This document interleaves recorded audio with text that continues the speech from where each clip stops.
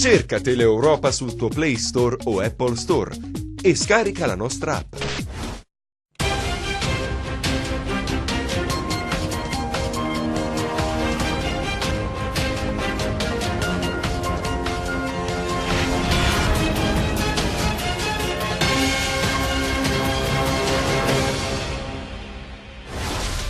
La CMC, la cooperativa di Ravenna che si è aggiudicata i lavori per la realizzazione della metro Cosenza Rende Unical, vicina al fallimento. La Coop ha chiesto l'ammissione al concordato preventivo, ma adesso la metro si farà o no? Operazione della Polstrada di Vibo, recuperati 9 mezzi di cantiere per un valore di oltre 1 milione di euro che erano stati rubati, 7 le persone arrestate. Il ministro per il Sud, Barbara Lezzi, in Calabria, gli impegni del governo per i territori colpiti dal maltempo e per gli ex LSU e delle PU. Il sogno di Mustafa, il venditore ambulante che ha salvato la dottoressa dell'ospedale di Crotone aggredita con un cacciavite da un 50enne, ottenere il permesso di soggiorno per il padre gravemente malato. Manca personale, disagi nel reparto dialisi dell'ospedale di Cetraro, la denuncia dell'ANED, situazione al limite della decenza. Primaria del PD, Marco Minniti si ritira, lo faccio, ha detto, per salvare il partito. Buonasera dalla redazione di Teleeuropa Network e ben ritrovati a questa nuova edizione in diretta del nostro telegiornale. In apertura torniamo ad occuparci della metroleggera Cosenza Rende Unical, un'opera a rischio dopo che la CMC, la cooperativa di Ravenna che si è aggiudicata i lavori, ha chiesto l'ammissione al concordato preventivo. La Coop è in sostanza vicina al fallimento. Nuovo capitolo nella lunga e tormentata vicenda della metroleggera Cosenza Rende Unical. La CMC, la cooperativa di Ravenna che si è aggiudicata i lavori, ha presentato una richiesta di ammissione al concordato preventivo. La Coop sarebbe in sostanza vicina al fallimento. I debiti sono tanti, sfiorano i 2 miliardi di euro, una crisi finanziaria che potrebbe mettere a rischio i lavori per la realizzazione della metro a Cosenza, anche se fino ad ora dagli uffici della cittadella regionale non trapelano segni di preoccupazione, a differenza di quanto in queste ore sta accadendo in Sicilia, dove la CMC ha vinto l'appalto per il completamento della statale di Agrigento e della metro di Catania. Ebbene, il governo regionale siciliano, dopo che il consiglio di amministrazione della Coop ha dato il via libera alla presentazione della domanda di ammissione al concordato preventivo, ha chiesto a Roma l'istituzione di un tavolo tecnico sugli appalti in corso d'opera nell'isola. E in Calabria, al momento tutto tace, ma alla luce delle ultime vicende, la metro si farà o no? Vedremo. Intanto questo tratto di Viale Parco rimane chiuso da 2 mesi e così. Fino ad oggi sono stati effettuati solo una serie di sondaggi sui terreni, ma i lavori, quelli veri, non sono ancora iniziati. Ciò che resta è il disagio dei cittadini per una infrastruttura che forse un giorno si farà. E da un'infrastruttura viaria ad un'altra rende adesso dove la nostra troupe ha cercato di capire se e quando inizieranno i lavori per la rotonda sulla strada statale 107 Silana-Crotonese. Rosalba Baldino, sentiamo. Guardate questo cartello, vietato attraversare, ben in evidenza, eppure questa è una delle infrazioni più comuni commesse sulla SS 107, siamo nel territorio di Rende, esattamente vicino allo stadio Lorenzon. La rotatoria dovrebbe mettere in sicurezza questo tratto di strada in cui purtroppo si registrano tantissimi incidenti, un'opera già approvata, sono stati stanziati da parte dell'ANAS 500.000 euro, siamo proprio nella fase realizzativa. Quando cominceranno i lavori? È con noi l'ingegner Francesco Minutolo, lui è il dirigente dei lavori pubblici del comune di Rende. Allora, ingegnere, questi lavori c'è stato un rinvio, si parla insomma di un avvio abbastanza veloce, quindi nelle prossime settimane. Lei intanto conferma questa notizia, a che punto si è?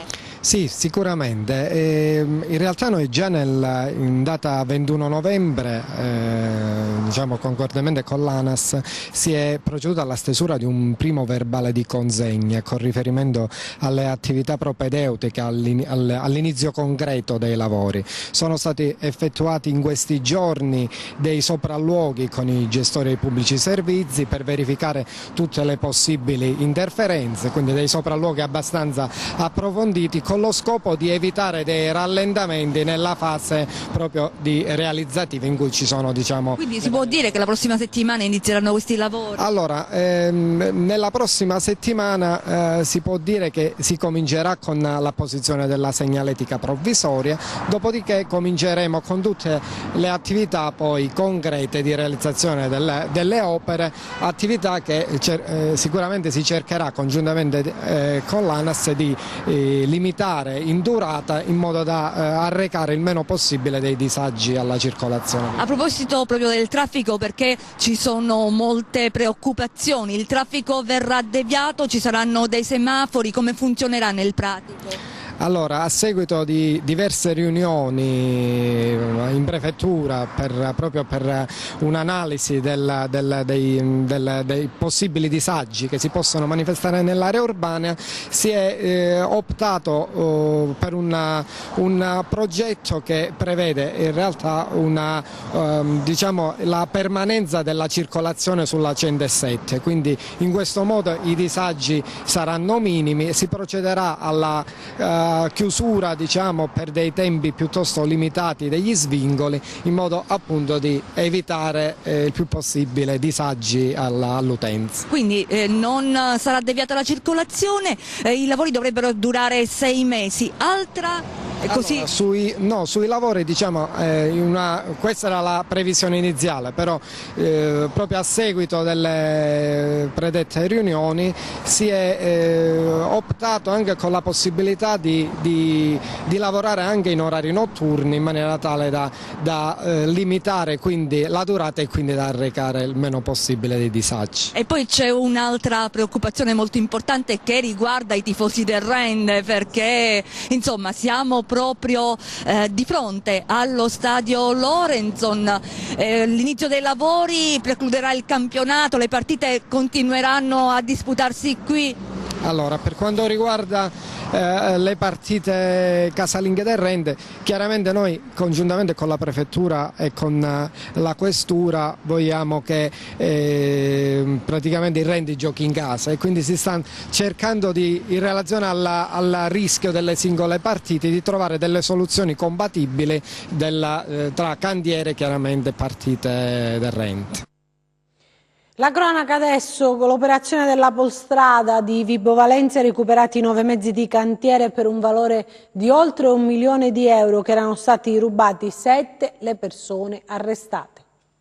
Tutto inizia nel marzo 2016 dal furto di un mezzo nel cantiere della Cavalleri impegnata nei lavori dell'autostrada nel tratto tra Mileto e Rosarno. Un'indagine accurata che ha portato alla luce una vera e propria organizzazione criminale, una banda di 9 persone che rubava, riciclava e rivendeva, addirittura utilizzando i siti online, mezzi d'opera di cantieri al nord come al sud. La centrale operativa era guidata da Salvatore Schiavone, già ai domiciliari a Nicotera Marina con tanto di braccialetto elettronico, e composto da Pasquale Napoli e Rocco Pesce, tutti portati in carcere, mentre il compito operativo aspettava Gaetano Varao di Rosarno, Antonio Panzitta di Rombiolo, Vittorio Schiavone, originario di San Calogero ma residente nel Bresciano, e Rocco Minzoturo, nativo di Terranova ma domiciliato a Cinisello Balsamo, tutti spediti ai domiciliari, mentre l'obbligo di dimora presso la propria residenza è stato notificato ad Angelo Navarra di Rombiolo e Antonio Zangari di Laureana di Borrello, al quale nel corso di una perquisizione è stato scoperto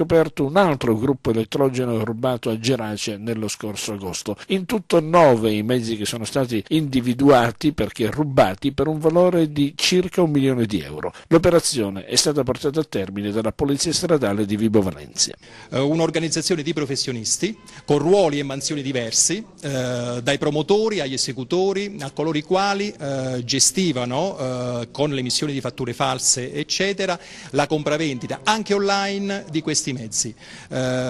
La spregiudicatezza era legata appunto alla perfetta conoscenza del mercato dei mezzi d'opera facilmente taroccabili rispetto ai veicoli immatricolati e proprio per questo di facile collocazione sul mercato. Devo dire ci sono stati input anche dei legittimi proprietari che riconoscevano i mezzi effigiati sui social. In molte circostanze è stato possibile rintracciarli, in altre è stato più complicato perché si può ben immaginare che i luoghi dove questi erano depositati non si evincevano chiaramente dalla fotografia.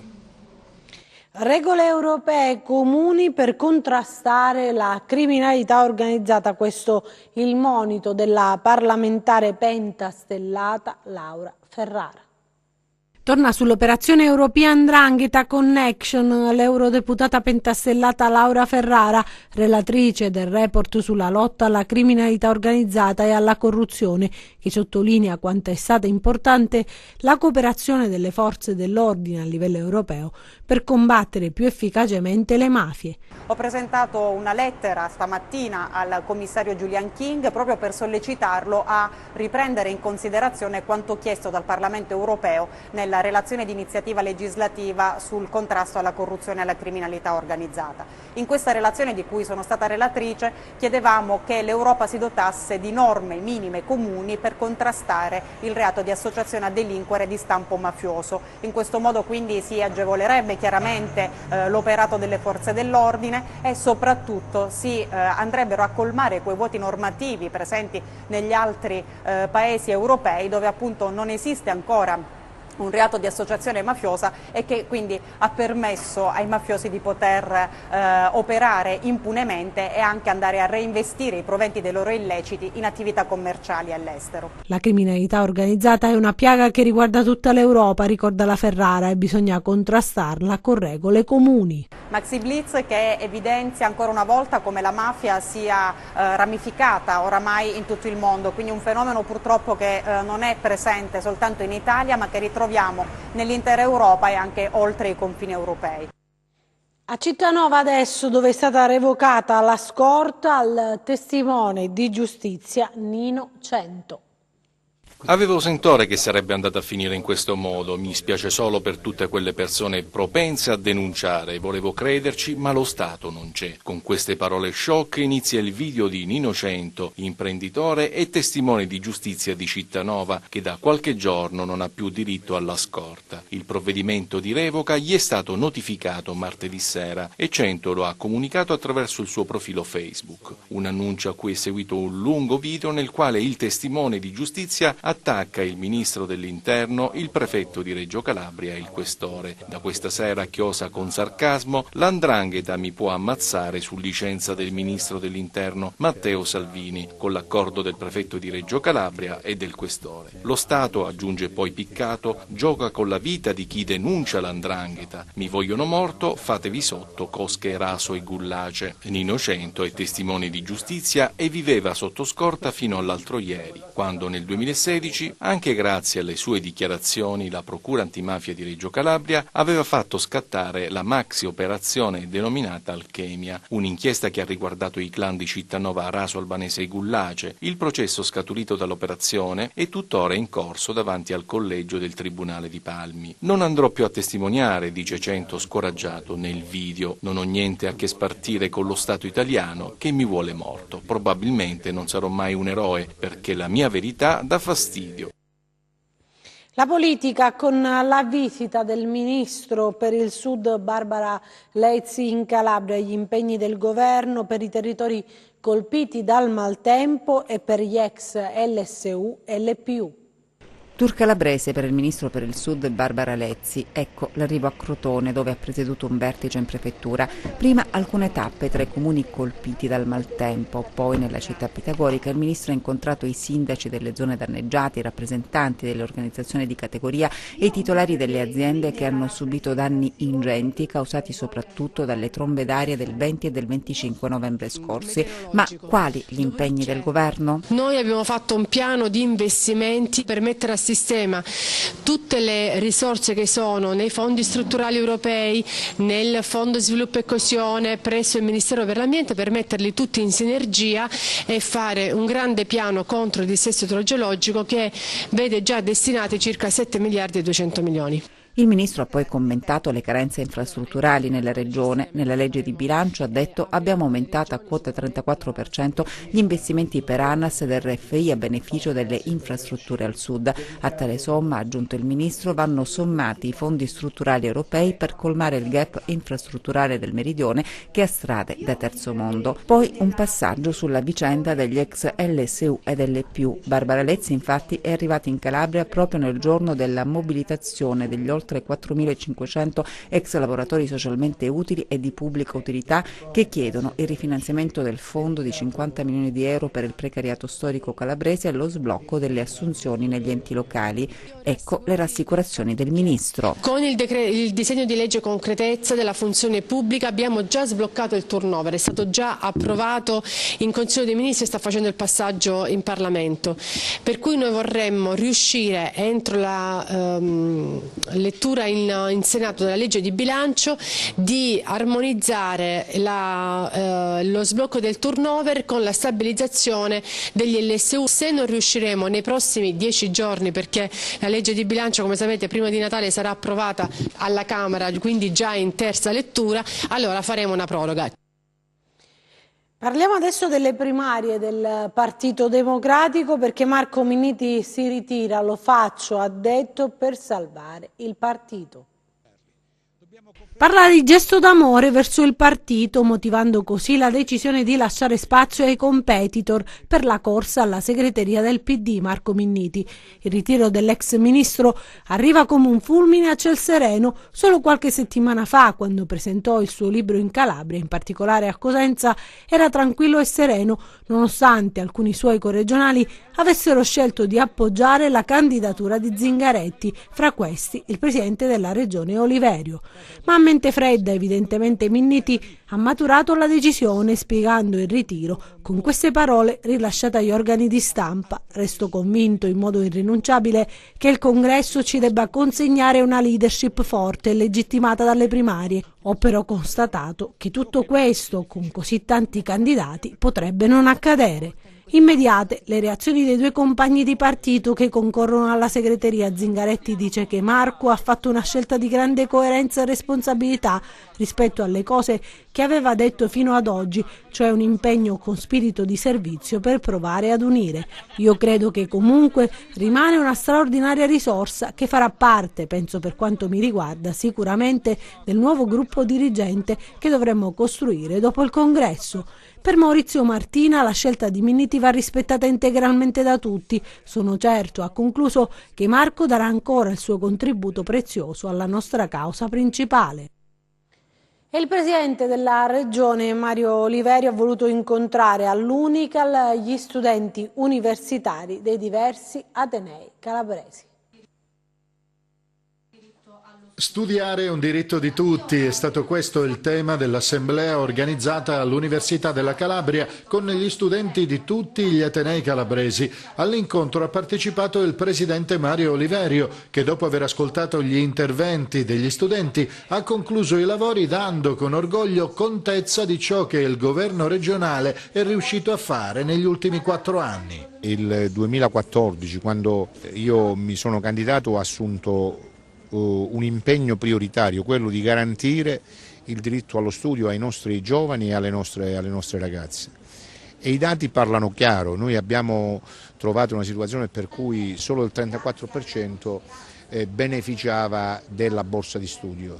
Noi abbiamo investito risorse e oggi possiamo dire che abbiamo realizzato l'obiettivo di garantire al 100% degli studenti che sono entrati nelle graduatorie, perché aventi diritto, la borsa di studio.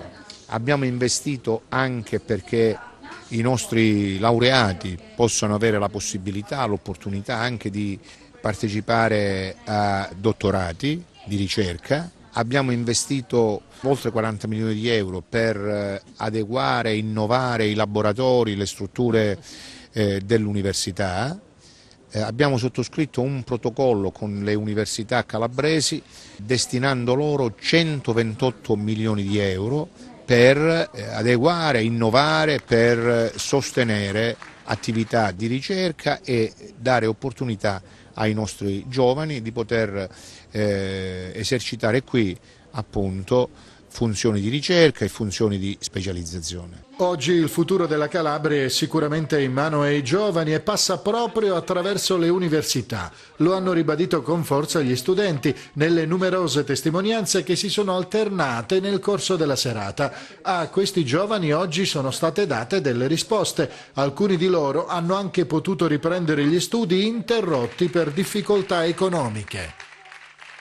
E adesso vi raccontiamo il sogno di Mustafa, il venditore ambulante che ha salvato la dottoressa dell'ospedale di Crotone aggredita con un cacciavite da un 50enne, ottenere il permesso di soggiorno per il padre gravemente malato. Mustafa, il marocchino eroe che ha salvato la dottoressa a Crotone, vive in Italia da 30 anni, pensa di aver fatto solo il suo dovere aiutando una persona che chiedeva aiuto, salvandole la vita. Le istituzioni, a partire dal sindaco della città di Pitagora, hanno inteso incontrarlo. Grandi onori, ma l'uomo, sposato e padre di 2 figlie, ai nostri microfoni confessa di avere un problema con il padre ammalato. Io vorrei solo una cosa, che mio padre ne lasciano un permesso di soggiorno per curarsi. Si deve curare perché c'ha un male e c'ha insufficienza renale, è stato operato dal cuore, adesso ha bisogno di medicina, deve fare chemioterapia e c'ha un sacco di problemi. 70 anni c'ha mio padre, è malato, è ricoverato adesso. Lo sto mantenendo io adesso mio padre e non c'ha soldi, poverino, non c'ha un permesso. Io voglio solo un permesso, gli danno per andare avanti, perché non ce la fa, poverino, sta male. Lui non lo chiede, ma dopo il gesto, che crediamo non sia scontato, è possibile dargli una mano? E manca personale, disagi nel reparto dialisi dell'ospedale di Cetraro, la denuncia è dell'ANED, situazione al limite della decenza. Il reparto dialisi dell'ospedale di Cetraro è al collasso, manca personale, una situazione, denuncia l'ANED, al limite della decenza che affossa un servizio di qualità. La denuncia dell'Associazione Nazionale Dializzati, in particolare del responsabile per la provincia di Cosenza, Antonello Troia. Nel nosocomio del Tirreno i dializzati, si sottolinea nella nota, sono costretti a continui spostamenti all'ospedale di Paola perché manca il personale a Cetraro. 2 infermieri non garantiscono, rileva l'ANED, quel livello di sicurezza cui il dializzato può legittimamente auspicare. Una terapia dialitica, si evidenzia, comporta molti rischi, dal collassamento alla fuoriuscita degli aghi a qualsiasi altro problema a cui seguono serie conseguenze. L'ANED si rivolge al sindaco di Cetraro, Angelo Aita, e al consigliere regionale Giuseppe Aieta affinché con una protesta simbolica davanti al reparto di dialisi possa richiamare l'attenzione degli organi competenti. L'auspicio è intanto che il responsabile del servizio possa trovare la soluzione all'annoso problema. Resta l'amarezza per i disagi che persone già ammalate e le rispettive famiglie sono costrette ad affrontare quotidianamente in una sanità che è sempre più problematica e sempre meno al servizio dei cittadini. Parliamo adesso delle festività natalizie perché è tutto pronto a Magli, località di Casali del Manco, per l'evento che apre proprio le feste natalizie e che ha l'obiettivo di far rivivere l'antico borgo. L'associazione Ci Siamo Ollus, che ha promosso l'iniziativa, dà appuntamento a turisti e visitatori per il 7, l'8 e il 9 dicembre. Si chiama Magli, Presepi e Tradizioni, e l'evento promosso dall'associazione Ci Siamo Ollus, che partirà domani. Concetta Carravetta, presidente dell'associazione, qual è l'obiettivo di questa iniziativa? L'obiettivo di questa iniziativa è riportare la vita nel suggestivo Borgo di Magli. 7, 8 e 9 dicembre vi aspettiamo per dare il via ad un percorso che ogni pomeriggio si aprirà alle 17:30 e che sarà un percorso che racconterà di antichi mestieri, racconterà di storie che vogliono tornare in vita e di momenti che vogliono coinvolgere grandi e piccoli. Ci sarà il Babbo Natale, ci sarà il dolce tradizionale. Ogni giornata si chiuderà con la musica, con talenti del posto. Per quanto riguarda la raccolta fondi, voi avete deciso di avviare una sperimentazione? Sì, assolutamente sì, siamo fra le pochissime, una delle pochissime associazioni in Calabria che ha deciso di avviare una nuova modalità di raccolta fondi, il cosiddetto crowdfunding. Invito tutti a donare in modalità assolutamente tracciabile e trasparente, come fare un semplice acquisto online. Vi invito a visitare il sito Bcrowdy, nel quale troverete anche la descrizione del progetto e le modalità. Donate e sosteneteci, un nuovo modo per dimostrare come è possibile anche in Calabria sperimentare e stare al passo con i tempi. Ora parliamo di sport, in particolare di calcio di Serie B, perché c'è un turno di riposo per il Crotone di Oddo, sconfitto anche in Coppa Italia ad opera del Bologna. Il Cosenza invece, dopo 2 vittorie consecutive, spera nel tris contro lo Spezia. Dermacu, nell'intervista che vi proponiamo, parla del buon momento dei Lupi. Siamo partiti abbastanza bene, diciamo.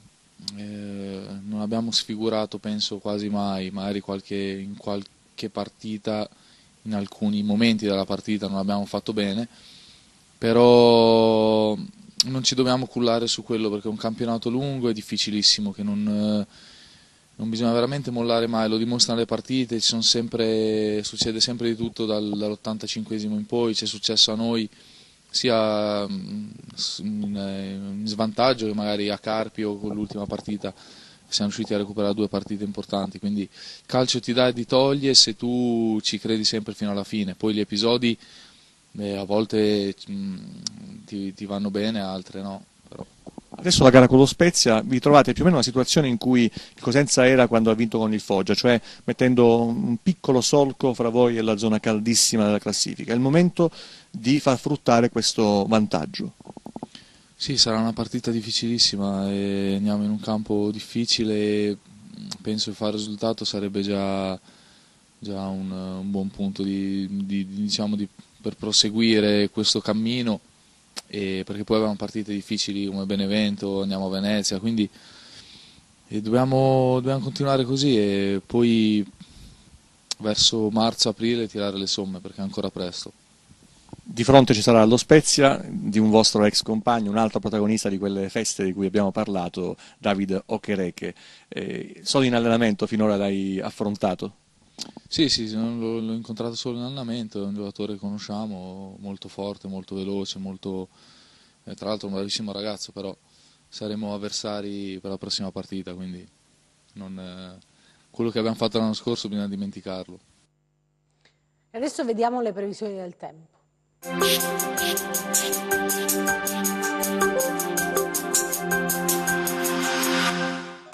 Prosegue la fase di bel tempo sulla nostra regione. Tra la seconda parte della giornata di domani e la mattinata di dopodomani assisteremo ad un parziale aumento della nuvolosità stratiforme abbastanza sterile. Per il fine settimana poi è atteso un nuovo graduale peggioramento a partire dai versanti tirrenici. Ma passiamo alle previsioni in dettaglio. Domani ancora qualche nuvola al mattino, specie sui versanti ionici, schiarite sempre più ampie nel corso della giornata. Temperatura stazionaria. Passiamo al comportamento di mari e venti. Domani venti tra deboli e moderati dai quadranti orientali, mari generalmente poco mossi, calmo o quasi calmo solo l'Alto Ionio Cosentino. Prima di salutarci vi ricordo come sempre il nostro sito web www.meteoincalabria.it e la nostra pagina Facebook Meteo in Calabria. Bene, per noi è tutto, io mi fermo qui, grazie per averci seguito e buon proseguimento con i nostri programmi, arrivederci.